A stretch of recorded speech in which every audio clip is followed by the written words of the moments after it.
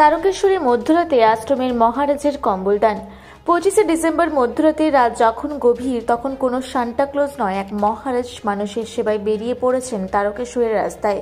বুধবার রাত 12টার সময় তারকেশ্বরে অবস্থিত শ্রী শ্রী রামকৃষ্ণ তোতাপুরী আশ্রমের মহন্ত মহারাজ কাশিকানন্দজি মহারাজ আশ্রমের অন্যান্য কর্মীদের সাথে নিয়ে তারকেশ্বরের বিভিন্ন রাস্তা, স্টেশন চত্বরে এবং রাজবাড়ি এলাকায় ভবগুরুদের গায়ে কম্বল জড়িয়ে দিলেন। প্রসঙ্গত, কাশিকানন্দজি মহারাজ বিগত বেশ কিছু বছর ধরেই 25শে ডিসেম্বর রাতের দিকে এই কর্মযজ্ঞ করে আসছেন। এই বছরও সেই মতো তিনি দুস্থ ভবগুরুদের হাতে কম্বল তুলে দিলেন। পাশাপাশি আশ্রমের পক্ষ থেকে সারা বছরই মানুষের জন্য বিভিন্ন সমাজসেবামূলক কাজ করা হয় বলে জানান কাশিকানন্দজি মহারাজ।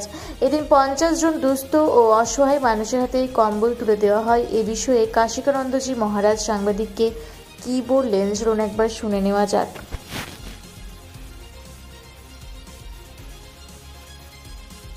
আজ 25শে ডিসেম্বর আমরা এই রাত্রি 11:17 এই রাস্তা স্টেশনে সব শুয়ে আছে, তারকেশ্বর আরো সব জায়গায় শুয়ে আছে।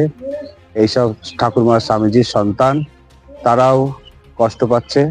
সেই জন্য আমরা প্রত্যেক বছর আমরা এই সেবা পূজার মধ্যে থাকি এবং তাদেরকে কিছুটা সাহায্য করার চেষ্টা করি। যে ঠাকুরমা স্বামীজির এটাই হচ্ছে ভাবধারা, যে স্বামীজি বলছেন জীবে প্রেম করে যে জন সে জন সেবিছে ঈশ্বর।